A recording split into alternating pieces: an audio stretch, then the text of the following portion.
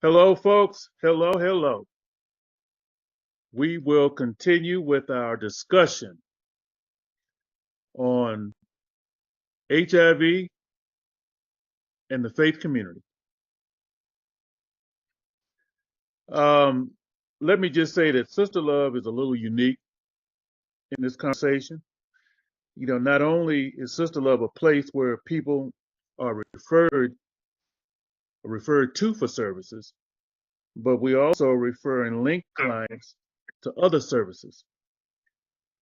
Um, I want to start with Allison Poole White, who is our program director. Sister Love, can you talk a little bit about how and when we refer clients for further services?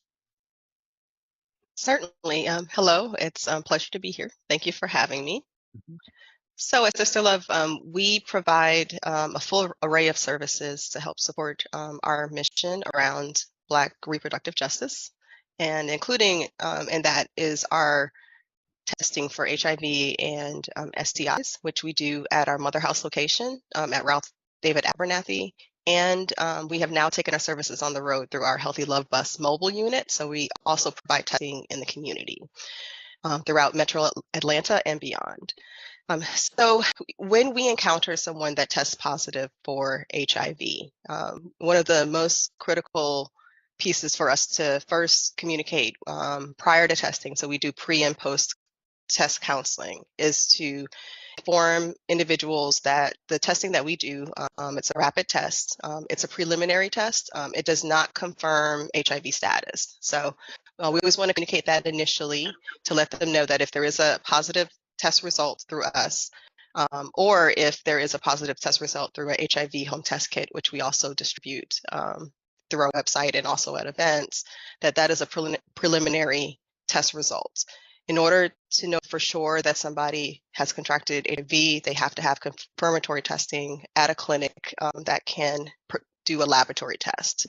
So, through our counseling processes, if someone tests positive initially for HIV, we will refer them to one of our partners that can do confirmatory testing.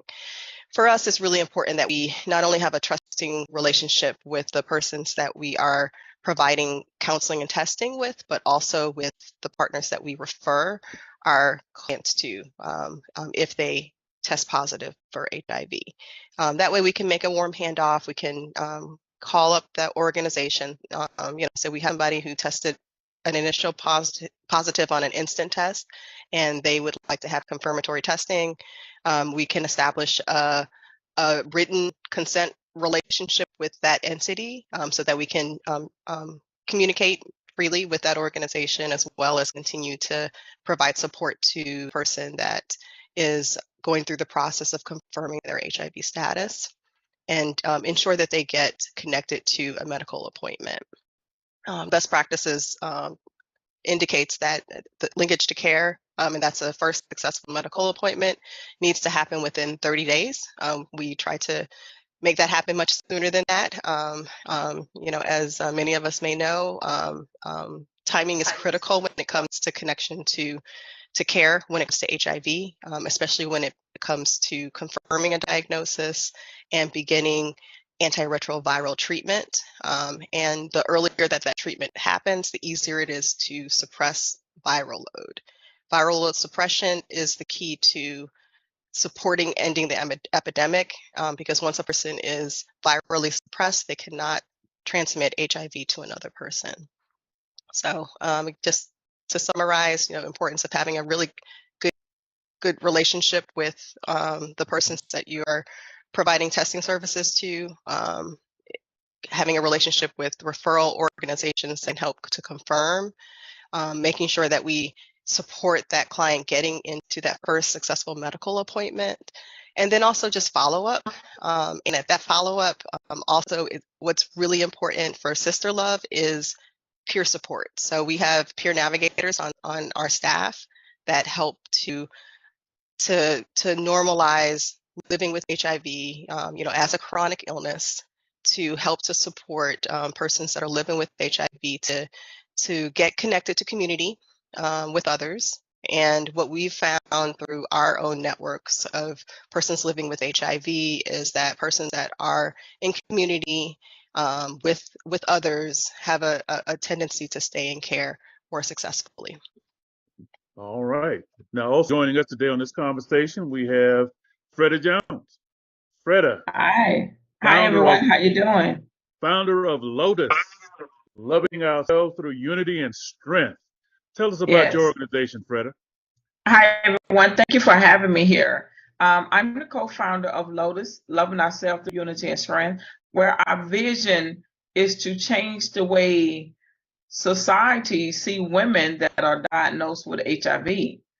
And when I created this group, I noticed, even before I created the group, I noticed there was a lot of women that need the support with women that look like me. What I mean by look like me is women that are Black women, women that are professional women, women that don't have jobs. So whatever it is that women that look like me, like African American women that need that support. And so what I was seeing was I need to create something. So I contacted some of my peers and asked them, how do I do this? So I created this private Facebook group. And now that group, I have over 300 and some ladies that's diagnosed with HIV. And when I'm seeing these ladies, I notice that over 90% of the ladies that's in my group got their diagnosis from a heterosexual contact. Mhm. Married ladies, committed relationships. So I know the world needs to see this instead of thinking that women are being promiscuous, that women are out there using drugs and have, so many partners. So I just want the world to see how we look. We are healthy women. We are mothers. We are sisters. We are aunties. We're entrepreneurs. We're homeowners. We are all of that. And I talk to them a lot about the power of I am. I am someone's sister. I am someone's mother. So I just want the world to see that. And with that group, what I have seen that a lot of women that wasn't compliant to their medication, like Allison said, that having that peer support. So they get to see over 300 and something women, and someone can say, hey, sis, I'm not compliant to my medication. So that's one of the benefits of joining the Lotus group is that you get to see other women that may experience some of the same challenges that you experience. All right. And I applaud you for your work. Thank Yes, you. ma'am, I do. Now, also with us today, we have Donna Tate. Hello, Donna. Hello, everyone. Yes, Hello. Donna Tate is the advisor to the HIV ministry at Greater Piney Grove Baptist Church here in Atlanta. And you do this under the direction of my classmate and good friend, Reverend Dr. William Flippin. And we are so pleased to have you with us today. Thank you. I'm pleased to be with you today. Can you tell us about your ministry, Greater Piney Grove? At Greater Piney Grove, I, for over 18 years, was the chairperson for the HIV/AIDS ministry. And it took on an evolution of its own.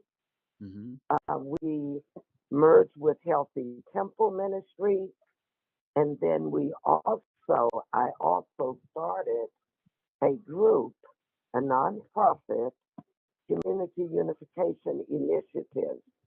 And that was born out of the Greater Piney Grove Baptist Church. And it fits this summit so well. Our pastor has always been supportive, but the church itself, the members in the church community, the faith-based communities, have historically not been as engaging and accepting of people who are either HIV positive or who have a an untraditional sexual orientation. So we Mhm. used to give walks, HIV community walks, and those were very successful, 10 years of walks. But the feedback we got from some of our participants was that the walk was great, the people were great, the energy was good, but that many more people would have come if they knew that it was a true community walk and not a church walk. And so that really touched my spirit and hurt my spirit. I said, well, we can still do that, still do a walk, still reach out to people, and still have success in disarming the myths around HIV and AIDS, as Freda had just outlined. I'm a mother of a son who died from AIDS, and that is how I originally got involved with the HIV/AIDS movement. Sadly, that was almost 30 years ago, and we still have a lot of work to do. So I think the faith-based community can be more accepting, have more programs to educate people, try to dispel some of the old views about people with non-traditional sexual orientation. Take into account mental health as well, and that people who have been marginalized, minimalized because they have a diagnosis, that has to stop.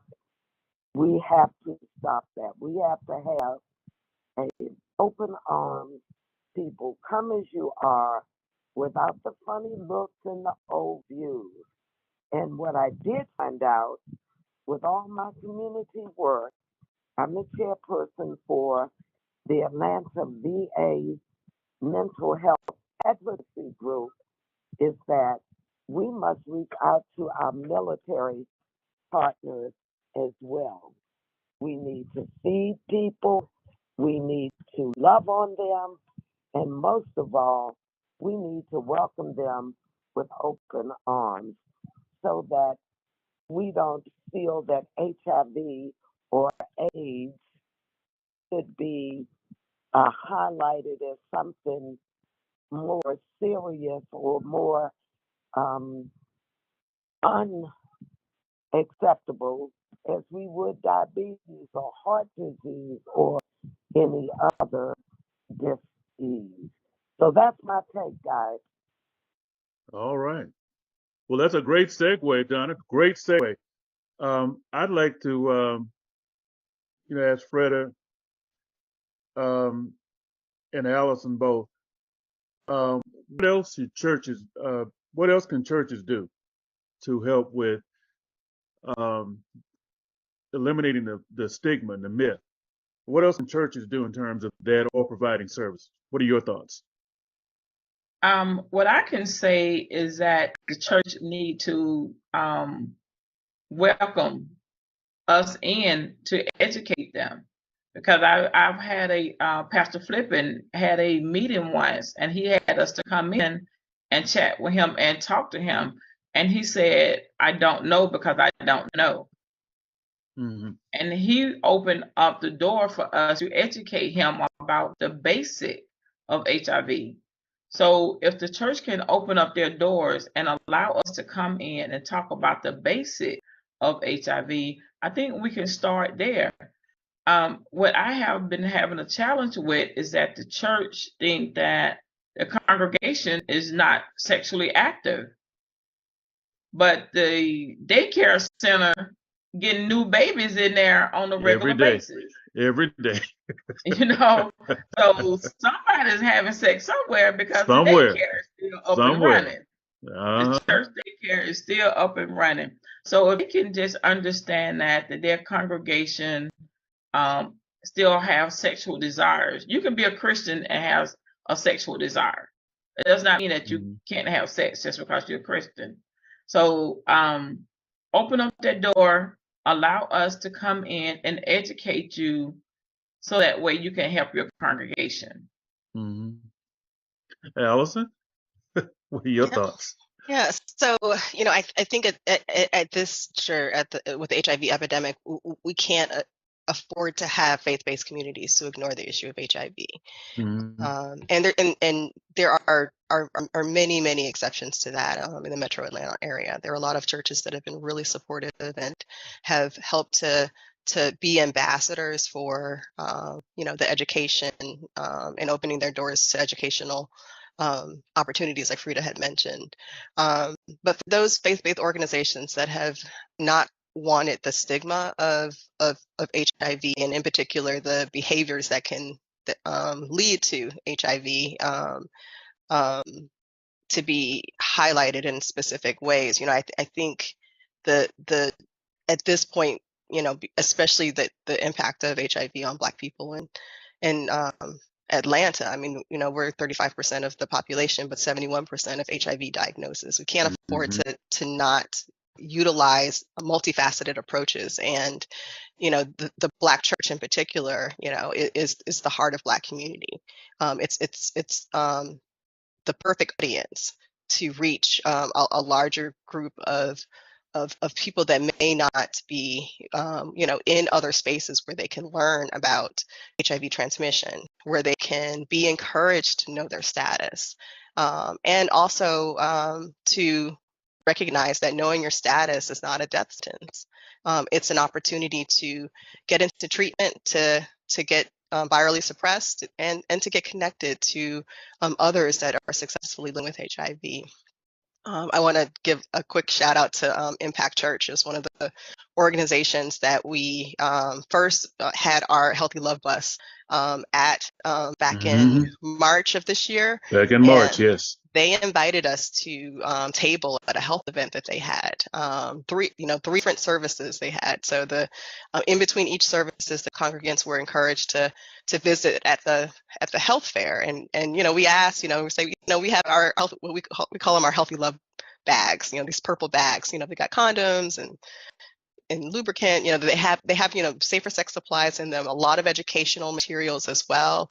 And also we were distributing HIV test kits, and we're like, is it okay for us to distribute this within your space? And they said, absolutely. We want people to know their status. We want them to have education that they need to make informed decisions and to be connected to providers. And just was the most beautiful experience for us to be able to be within a church setting that was welcoming us in, and also encouraging their congregants to look at their health in very holistic ways. And I think that it's a wonderful lesson for all faith communities, that by having these conversations, it's not encouraging any sort of behaviors. What it's doing is it's providing a platform for education and for connection to services and resources when needed. Mm-hmm. You brought up a very good point, and you actually piggybacked on what Freda said. Open the doors. Just open the doors, and maybe that's one of the things that we need to say to more churches. We would appreciate the opportunity to just come in and educate, just by opening the doors. As we look at linking care, linkage to care, what should we not do? What are some things that we should try to stay away from? Things we know that don't work well. Each of you, if you could just share something that you know of that we should just avoid. I would say, this is Donna. Mm-hmm. I would say that we don't give people a list of referrals. Certainly they can take that with them. Mm-hmm. But when we're really committed to helping, then we should go through the process with them to the best of our ability and make sure that we don't leave them scratching their head. And then to make sure that the list that we have is current. So those are some things that I think we could do to make sure that the linkage to care is efficient and effective. And I have one more thing I'd like to say. Mm-hmm.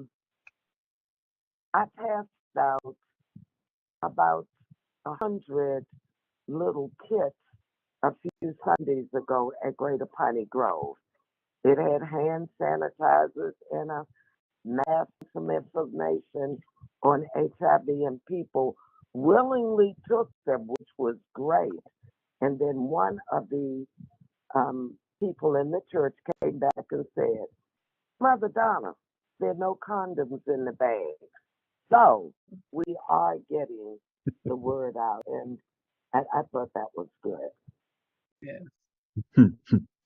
Hey, excellent job. Excellent job. Miss Freda, how about you? Yes. I can say one of the things that we need to make sure that we are careful of is being judgmental. When we Yes. are, yes, we are not meeting the people where they are. We want to judge them. Oh, he's sleeping with men, or she's being promiscuous. So we definitely need to not be judgmental and meet the people where they are. Sit down and listen, because you never know what they're going through, or even what their childhood life have been. Mm-hmm. I can say that when I share with some people, they say, "Well, what is your story?" I say, "I don't have a story. I have a life experience." And my life experience was being molested as a child that made me vulnerable to getting infected with HIV. Because growing up, I had low self-esteem, but I Mm-hmm. wasn't promiscuous. We have some people say, "Oh, she's out there just sleeping with all them little boys," and I see cases like that. But you never know what she or he have been going through. So don't judge them. Mm-hmm. Absolutely. Miss Allison. Yeah, I definitely agree with Miss Freda and Miss Donna. Being empathetic, as empathetic as possible, I think is Mm-hmm. extremely important. Creating space to allow for silence and or processing. I had a debrief with one of our peer navigators recently who had to disclose an initial positive HIV some test result with someone who came to our clinic, and the the response was silence, and just holding that silence and not rushing to fill it, because everybody deals with with information that they weren't expecting very differently. So kind of being prepared for that, I think is important.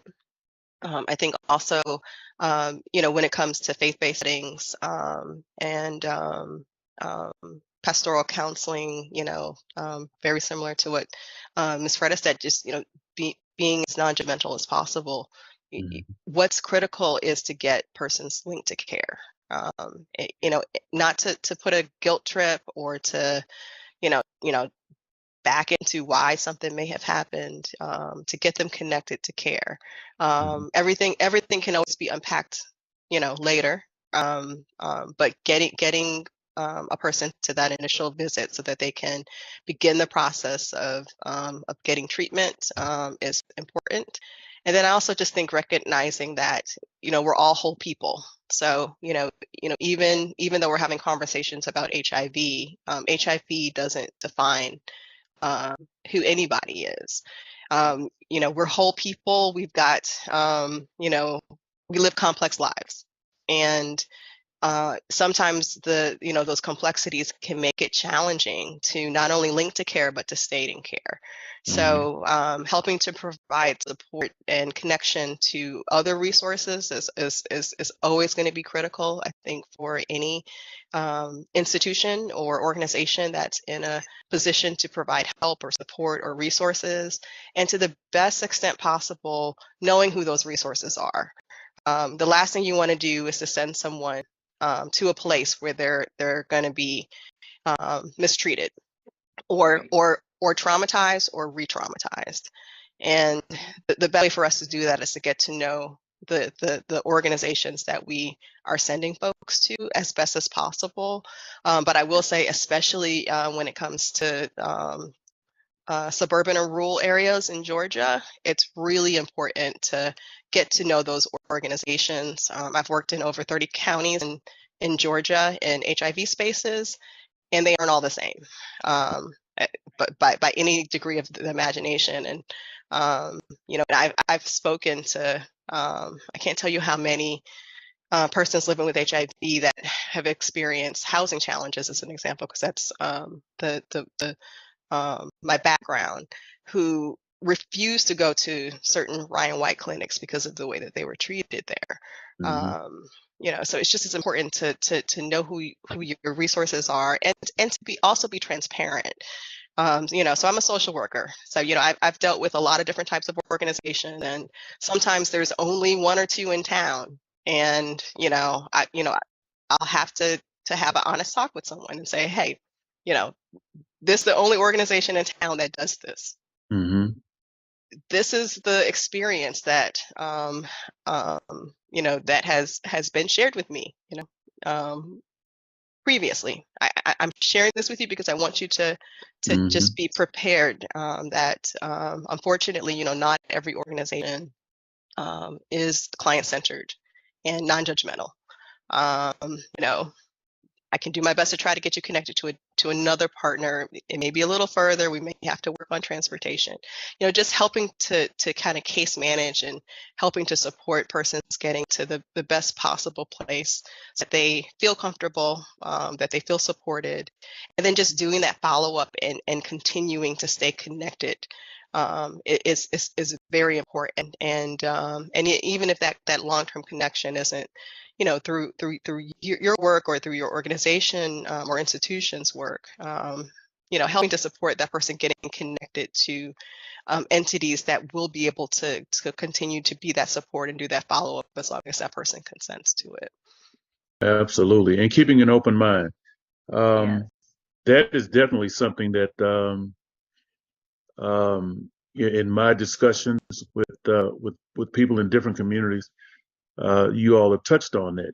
Keeping an open mind, opening the doors, and these are things that I believe pastors need to hear. They need to hear firsthand as to how they can help individuals and help to save lives. And you do that by getting the correct information, not the incorrect stuff, not the myths and the stigma. Um, going that's the loose talk that's going around. You get that by getting the accurate information. If you had a tidbit, if you had a little secret that you use in terms of getting folks connected and linked to care, what would that be?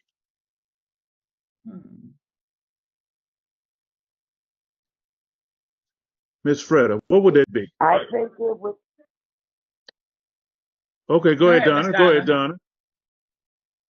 I think it would be actions. Actions speak louder than words. When people know, when you say that you love them Mm-hmm. and that you are going to work to help them, when you do that, the actions speak louder than words. And as far as the pastors are concerned, or the faith leaders are concerned, I think we've made great progress. We have more work to do, but we can't go in being obstinate or aggressive. But I think when we go in with the message that Jesus loves everyone, we go so much further. That's my tip. Mm-hmm. Miss Freda? Yes. I can say share. Share your story, share your testimony. Your testimony can help save someone's life, because someone can say, wow, I experienced that as well. So don't be afraid to share your testimony. I remember years ago, we was trained not to share our story. But I can say with me sharing my story has saved so many lives. So that Mm-hmm. would be share your story, Share your testimony. Your testimony can save someone's life. Okay. All right. Miss Allison. Yeah, so I believe we're all beautiful, unique persons that have so much to contribute to ourselves, to our families, to our communities, and our wellness is important. Mm-hmm. And in order to be well after an HIV diagnosis, it's important to get connected to care and to stay within care, and to find um, the ways in which each person's journey um, to find how to make that happen that is aligned with each person's journey. So finding the medical care providers that are going to help to support your voice, as Mm-hmm. an example. There is a historically there's been a natural mistrust that black and brown persons have had of the medical field, and that can and absolutely can impact a person's willingness to connect to care and stay in care, especially if they have a traumatic experience. Mm-hmm. And I think many of us have had traumatic medical experiences, for many different reasons. Using our voice in order to advocate for our needs, making sure that our needs are heard, because oftentimes within medical settings they're not.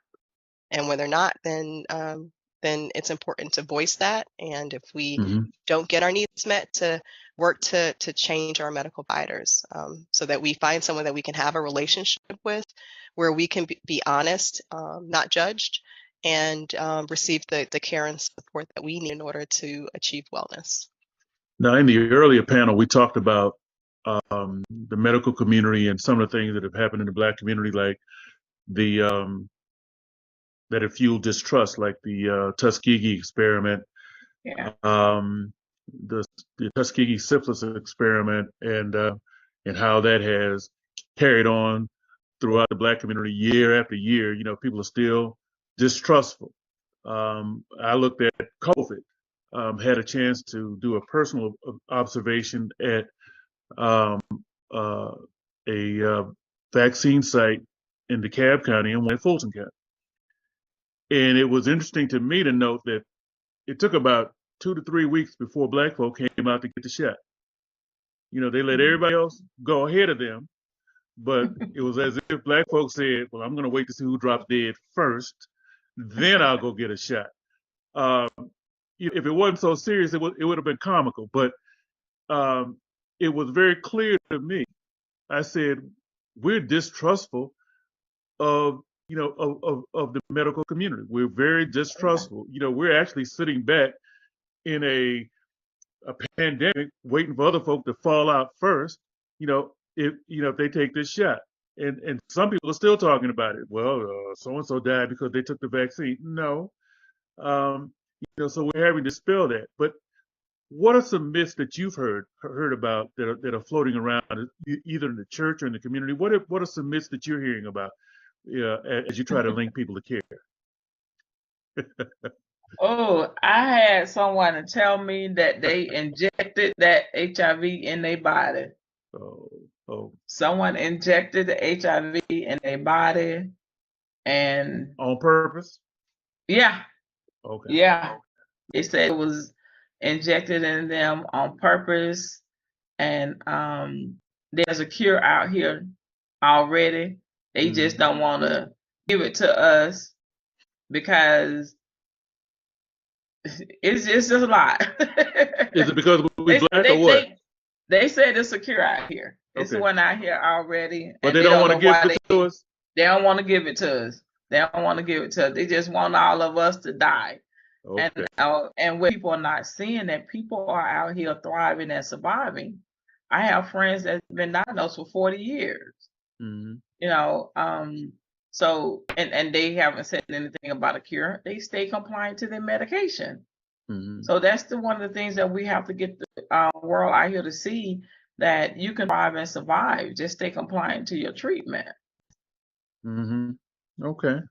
Allison, have you heard any things out there? Yeah, I've definitely heard I heard that, there's a cure out there. They just, they don't want Black folks to get it. Yeah. I think the other sort of challenging piece when it comes to treatment is natural remedies. I have had conversations with women who are very, very attached to their natural remedies, and Mhm. I think it's a challenging conversation because there's so many, I do complementary therapies myself. I'm Mhm. recovering from COVID right now, and Mhm. I'm on antiretrovirals, but I'm also doing my natural stuff too.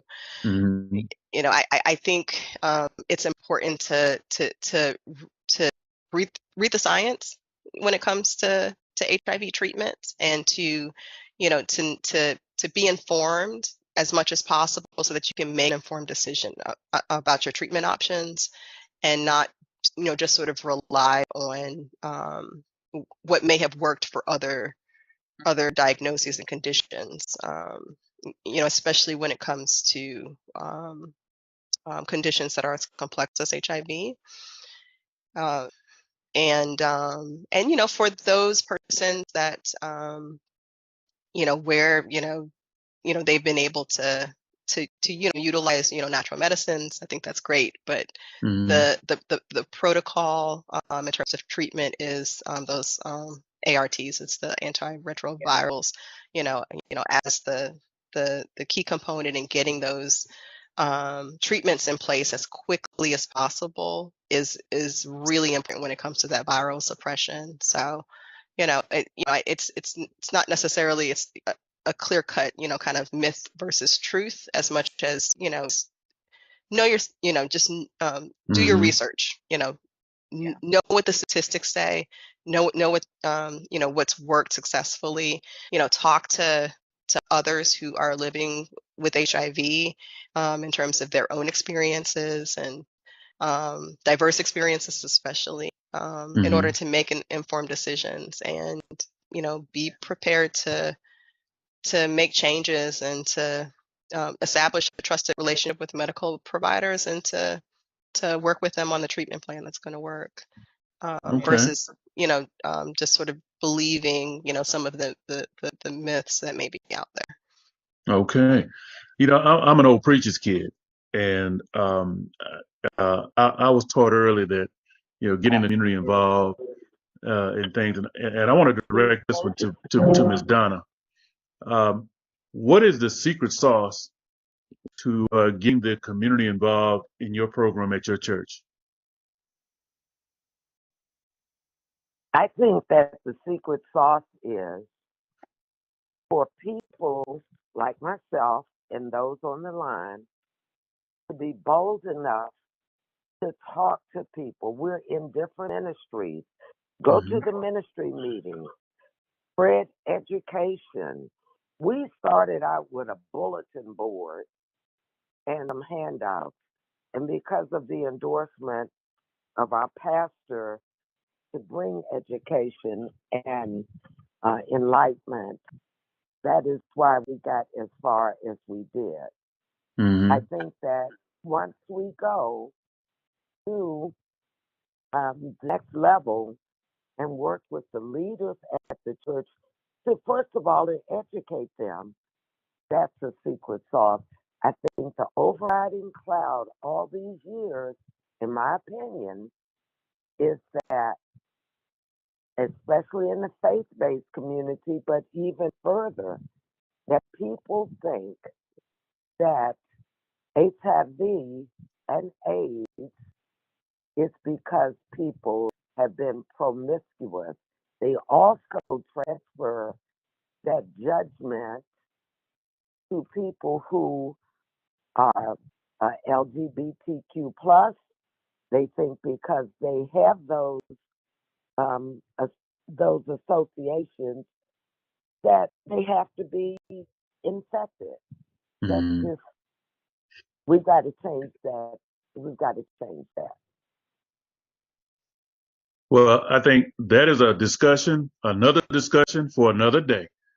And but I think you are absolutely right.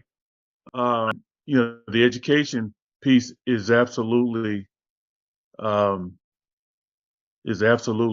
key. And I appreciate you for sharing it. Also, I'd like to know when it comes to the myths that are out there, um, how do we best put out the fire? How do we stop this misinformation from going around, and especially churches? How do we stop it? Is it through education alone? I can say the way we're going to erase it, don't be afraid to go out in the neighborhoods. Mm-hmm. You have to put your, just scrap up your tennis shoes and don't be afraid to walk in those neighborhoods and educate community. Because it's stigma due to the lack. I'm going to go to the stigma. It's Mm-hmm. stigma due to the lack of knowledge. A lot of people just don't know. Because some people still think HIV and AIDS is the same thing. Mm-hmm. Some people still think that you're taking all this medication 3 times a day. Some people still think you can get it by a toilet seat, a hug, or Mm-hmm. even some people don't even like being affiliated. Let's go to social media. Mm-hmm. I don't want to be her friend on Facebook because she's diagnosed. I don't want nobody to think that I'm diagnosed. You can't get a virus from Facebook friendship. I have never transmitted the virus to anyone by them being my friend on Facebook. So we definitely have to be willing to go into these neighborhoods and not just to do testing. We have to bring some education out there as well. Stand on the corner, just like those guys standing on the corner asking for money. Mm-hmm. Stand on the corner and do some education. Whatever it Mm-hmm. takes, we need to get there. And don't be afraid to go there. Amen. Amen. Yeah. Any other thoughts? Yeah, if I could just add, I mean, Mhm. I think especially kind of within faith-based context. I mean, this has been mentioned that HIV being seen as a quote unquote gay disease. That misconception is still out there, and while men who have sex with men are a vulnerable population Mhm. to contract HIV, Black women are as well, and I think that message isn't needs to be communicated as widely as possible. Black women. The rate of HIV transmission for Black women is 16.1 times higher than that of white women in Mhm. Atlanta, 16.1 times higher than white women. Mhm. I mean, that statistic alone means that we have to have these conversations. We have to do this education within Black churches, period. Mhm. Within every part of Black communities that we can. Mhm. It's important to understand that how HIV is transmitted. Which fluids HIV lives in, and so that everybody has information that they need in order to make informed decisions as best possible. Mhm. And also to recognize that HIV transmission is not always does not always happen through consensual sex, Mhm. and knowing one's status is critical, regardless of the types of relationships that you're in. Whether it's a heterosexual married relationship or Mhm. or a different type of relationship, it's important that everybody that has fluid exchange, that they know their status, Mhm. that the education that is out there, so that persons can get connected to the supports and treatments, regardless of how anyone feels in terms of um, um, their religious beliefs. Correct. I want to give right now. I want to give a shout out to the Sister Love Mobile Clinic. The mobile clinic is out there. Feel free to contact Sister Love, contact me, contact Allison, contact any of us if the mobile clinic, or as we call it, we've nicknamed it the Healthy Love Bus.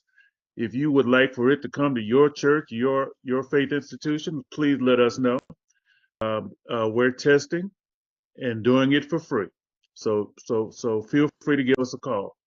I also want to say this. I want to thank the panelists, but as we wind down, but going out to some of the events has been an eye opener for me as well, because I see from time to time when we communicate with people out in the community, people have all sorts of reactions to Sister Love, whether at the table or at the bus, and especially what I call my people. The senior citizens that are of a certain age. I'll just say. Yeah.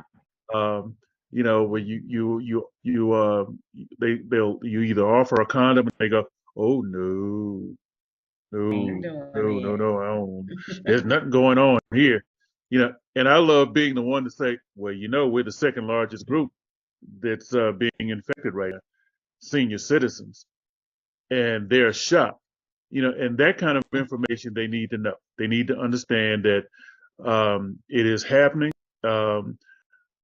Also, having a conversation with two women that were diagnosed at our film festival recently, and both of them said, we were both infected by heterosexual men, and so folks need to hear this kind of stuff. They need to Yeah. hear exactly, instead of having these preconceived notions about people, they need to hear exactly how this is going. Pastors need to hear this information. And I think the more information they have, the more truth that we can tell them and show them, I think the better we're going to be. And so I'll stop right there. And what I'd like to do is just thank you guys for being a part of this panel. I see some great things ahead for all of us. The first group that we had this morning said, they want to start a global movement in the faith community. And so look forward to that. I believe that's going to happen. And in order to make that global movement happen, you guys are going to have to be participants in that as well. So I'll say to Ms. Donna, I'll say to Ms. Freda, I'll say to Ms. Allison, we'll need you to be a part of that global movement. And just know that, and you know how Dazon is, she's on it right now. She's on it right, even though she's in South Africa, she's on it right now. So I want to thank you Can I for say being one part more of this. thing before we end? Yes, ma'am. You can say whatever you want to say, Ms. Donna. You can say whatever you want to say. Oh, you're so sweet. I love you. I love you too, baby. I think that one of the things that kind of opened up conversation and receipt of my ideas was when I let people know that not only are we talking about the dis-ease itself, Mm-hmm. but the ramifications of it, like homelessness, food insecurity, discrimination by some employers, domestic violence. When I say, well, in addition to people having a virus or people being displaced, here are some of the other things that happen. Pastors and other people say, oh, I never thought about it like that. Mm-hmm. So I think we should include that in our discussions. Absolutely. Yeah, I Absolutely. want to share something also. Please do. What I wanted to add to everything that we've talked about in the church when it comes down to HIV is that let's go to when it comes down to women getting diagnosed with HIV, the church, if they saying they got it from heterosexual contact, the church are not allowing our men to be comfortable same gender lover. Mm-hmm.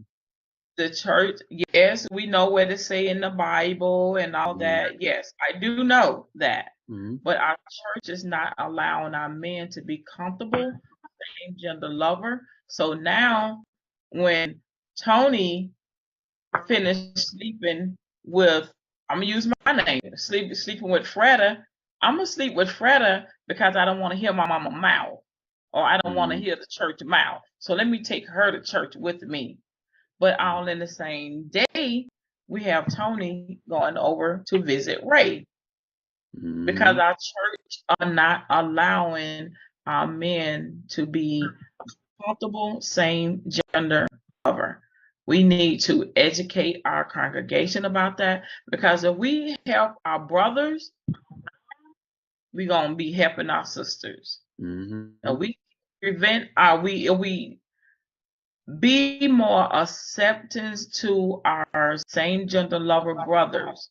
We're not gonna be transmitting the virus to our women. Okay. Yeah. Well, all right. Again, I want to thank you for your participation. Look forward to good things coming up in the future. Thank you very much, everyone. Thanks for having me. This ends our first Thank you. Faith Summit. Thank you very much. Thank you. Bye-bye. Thank you. Goodbye. Bye-bye.